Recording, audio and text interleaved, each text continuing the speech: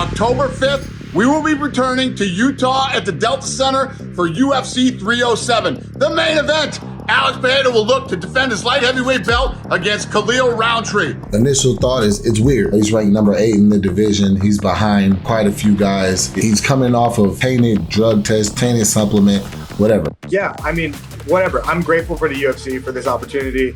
Everybody else, whatever, negative opinions, if you're anything but excited about this fight, maybe you got the problem. If somebody wants to say Ankalaev should have had the fight, okay, I won't argue that because, they do usually follow the ranks.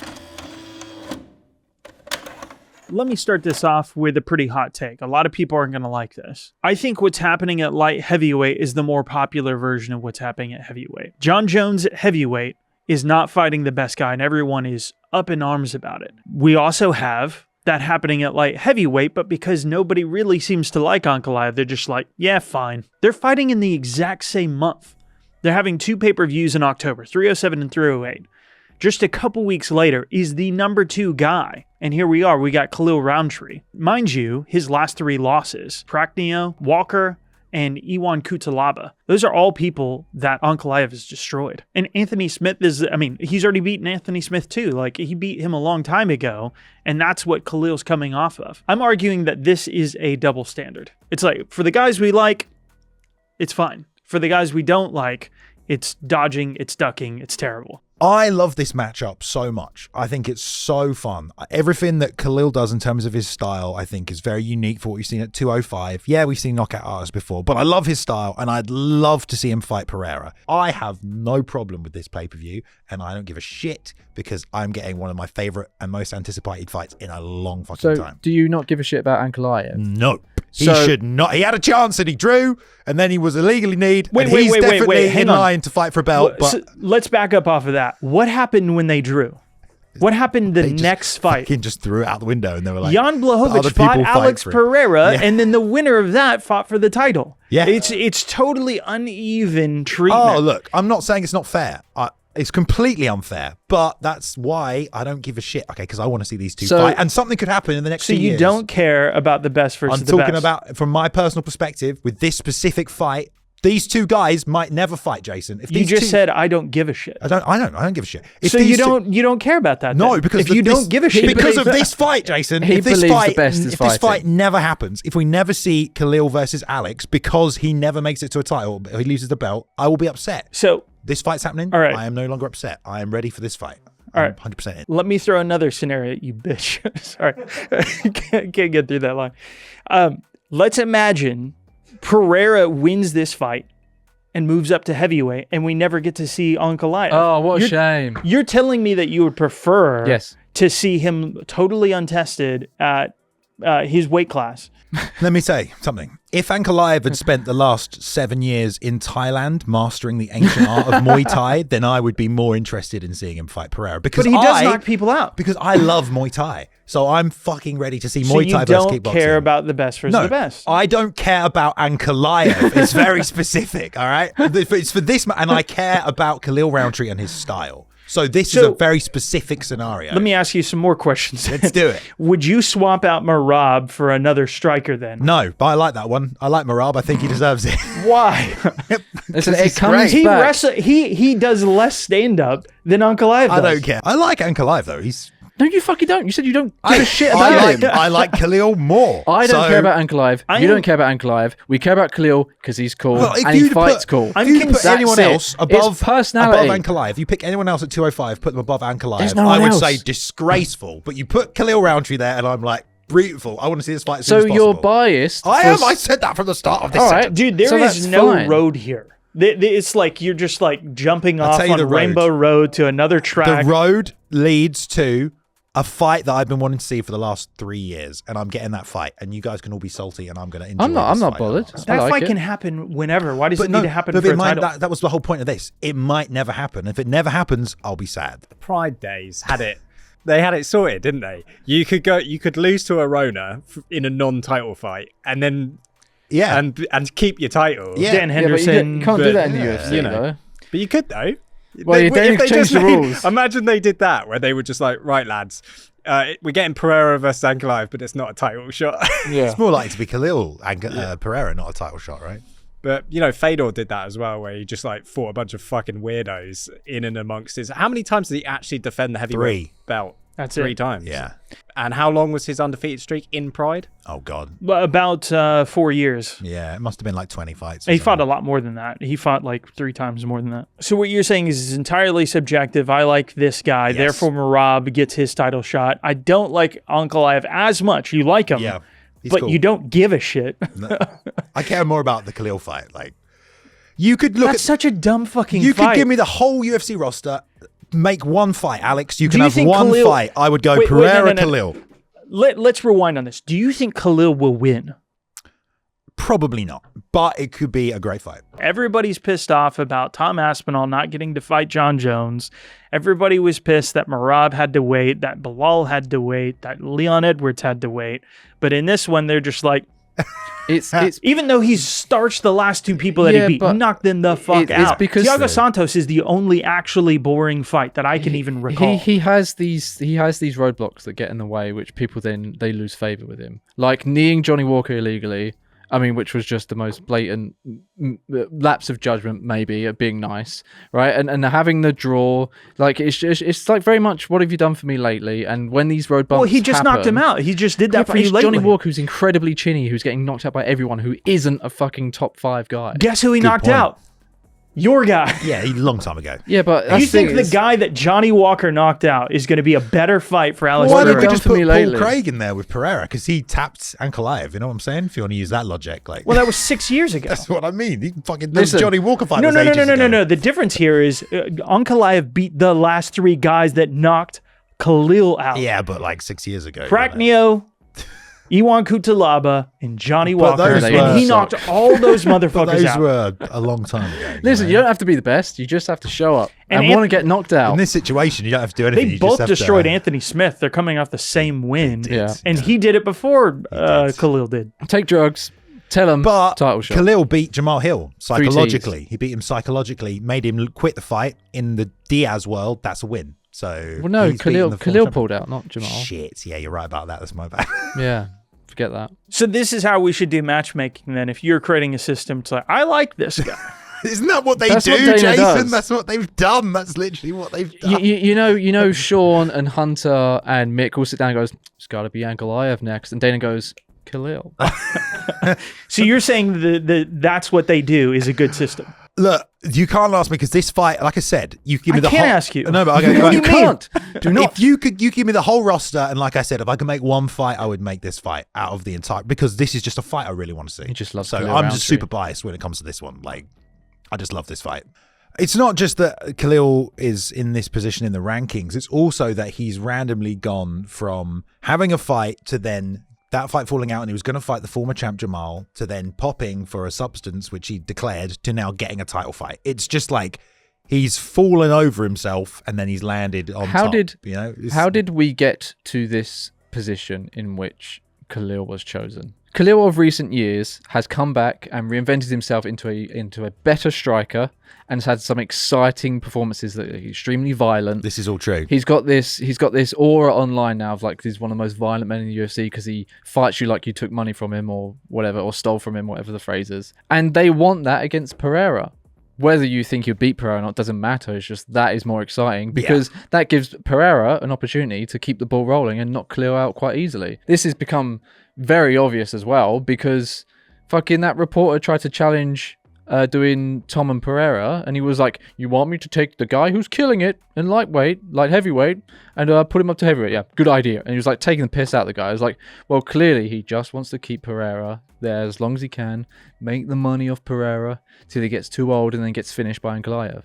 It depends because, like you said, it's always double standards with the UFC. Sometimes they're like, well, if you can't beat this guy, then you don't deserve to be champion. But then it's also like, but we will protect our champions and give them the best fights to make the most money. So Pereira's always had trouble with the wrestling still. I mean, it's obvious that's not his one of the areas he's best in. I mean, Jans took him down. Izzy took him down and controlled him from a whole round at a lighter weight. So it would seem like the likely thing going into that fight is that there's a very clear plan.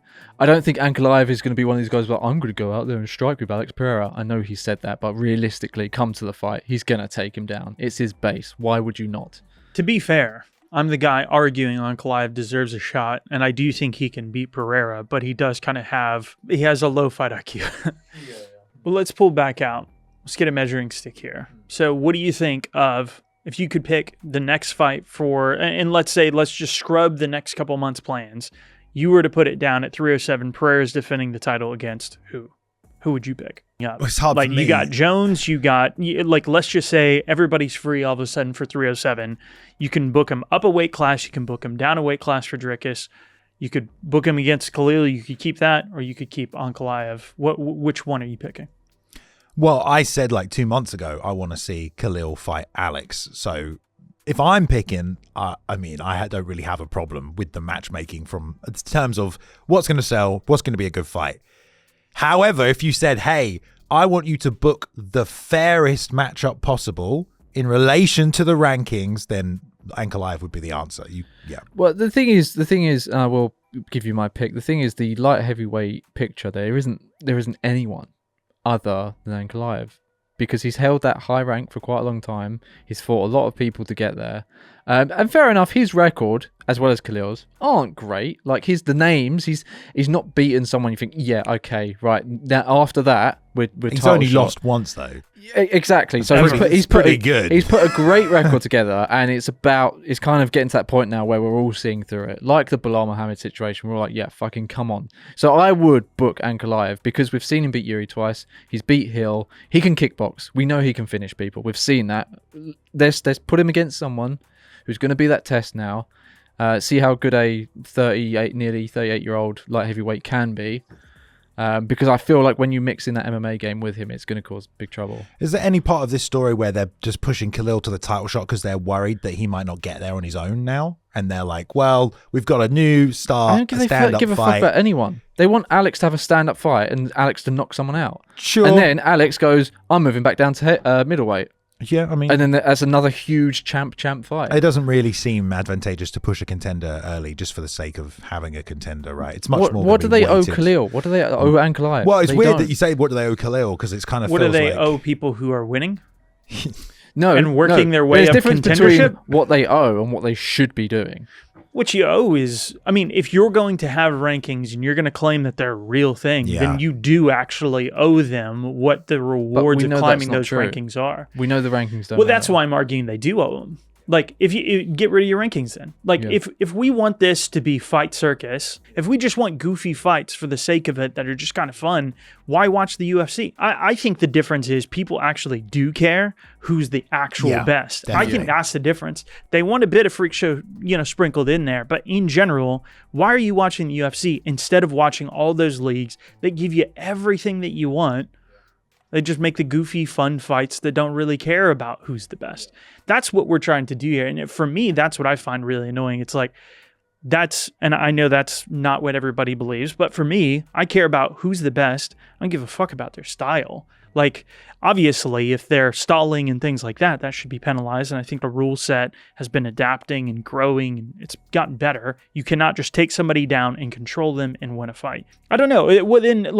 Should rankings matter? Should it matter in your opinion then? If you're happy to take Khalil Rountree over him, should we just get rid of rankings altogether and just say, yeah, let's just make fun fights? Well, it goes back to your question of you care about who's the best, which is fair enough. That's also what I care about. But to me, I think Khalil is the best striker in that division other than Alex. So who's better than Khalil? That's a mental gymnastics right there. I'm saying the best period. I don't mean I understand that. Let's qualify here, but I think he would probably lose to these guys. That's not what I mean. I understand that, but that's why I don't necessarily have too much of a problem with it. Because from my perspective, I see Khalil as the most dangerous striker in that division that could threaten Alex on the feet. I don't think he'll win. Did you hear what I just said? Yeah, but I'm talking about the best period. I'm not talking about caveating and qualifying. I just mean the best. Yeah, but to me, he is the best. He's not. Yeah, but we don't know that because they haven't fought. Well, we know by what they've done, so like that's the idea of rankings. Right. And that's kind of why I'm getting at that question. What do rankings do other than track who beat who and therefore earns the next shot? And right now, Ankalaev is number 2. What is Khalil, like number 8? Yeah, like number 8 or something like 7. that. Yeah, and like again, he got knocked out by Johnny Walker, the guy that Ankalaev just KO'd the fuck out. It's an interesting one as well, because I guess like, the question is like, what do the rankings actually mean? But I guess the reality of it is like the UFC have never really set that ranking system in stone. And actually, when you think about it, rankings are actually fairly new still to the UFC. Well, they got utilized for Pereira, right? So it was like their justification to get him a title shot was to set it up with a top 5 guy against Sean Strickland, knocked him out, and that was their justification. They use it as justification all the time. So now they're throwing out that rule book even. So I agree that the rankings have never been truly filed, and the UFC does a terrible job with it. I'm one of the people that wants it to be better. That's what I'm arguing. The rankings definitely suit the UFC when it suits them. Like, I know it's like, oh, you media guys, you make the rankings. And it's like, well, it's your company. I mean, you should kind of know who's the best.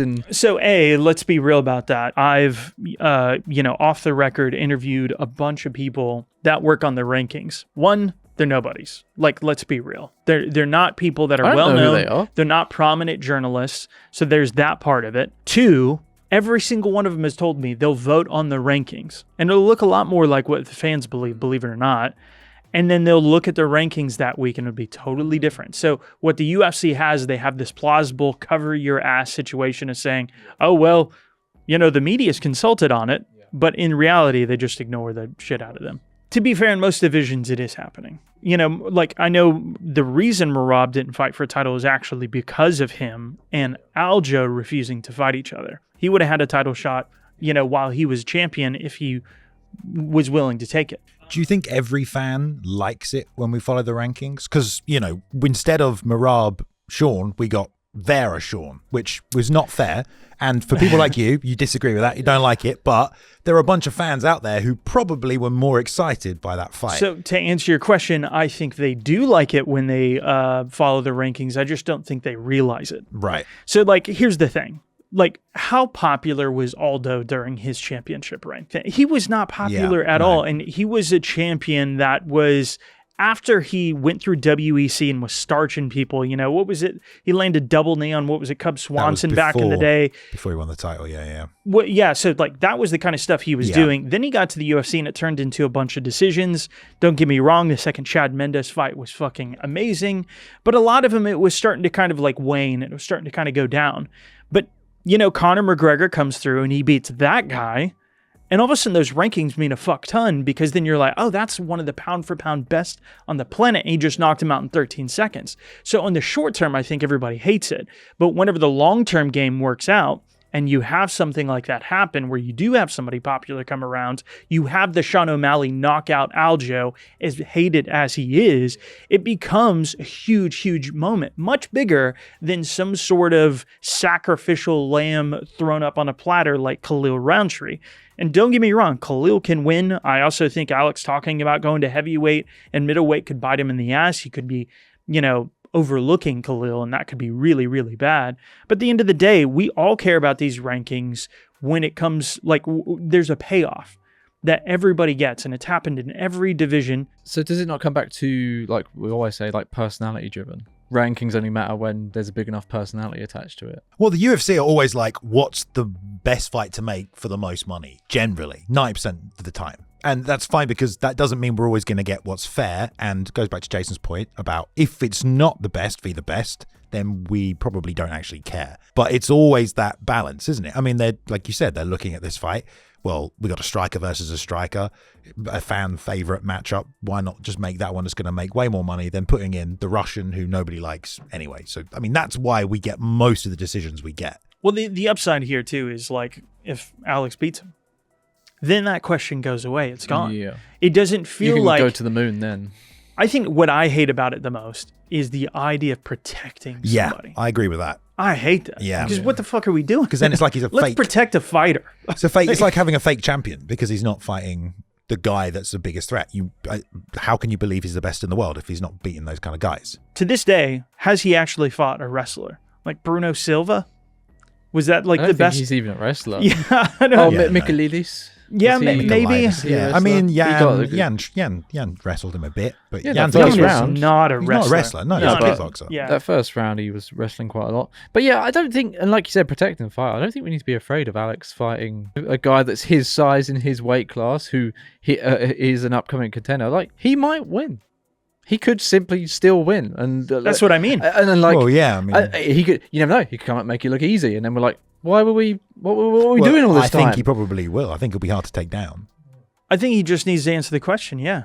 Like, how do you handle a Sambo, master of sport? How do you handle that? Yeah. What I want to see is a good fight that's well matched between the two best guys. And you're like, holy shit, is this high level? Yeah. That was Tom's complaint for the other day between Dricus and Izzy, is because a lot of, particularly the Dricus stuff, just doesn't look great.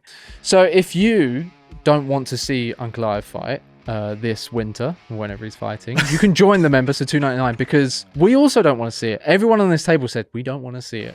So go down below, press join, pay your $2.99, and you get this episode and another one on Thursday. True. Every week. True that. It's cheaper than a cup of coffee. And Ankalaev's purse, $2.99. Sign up now.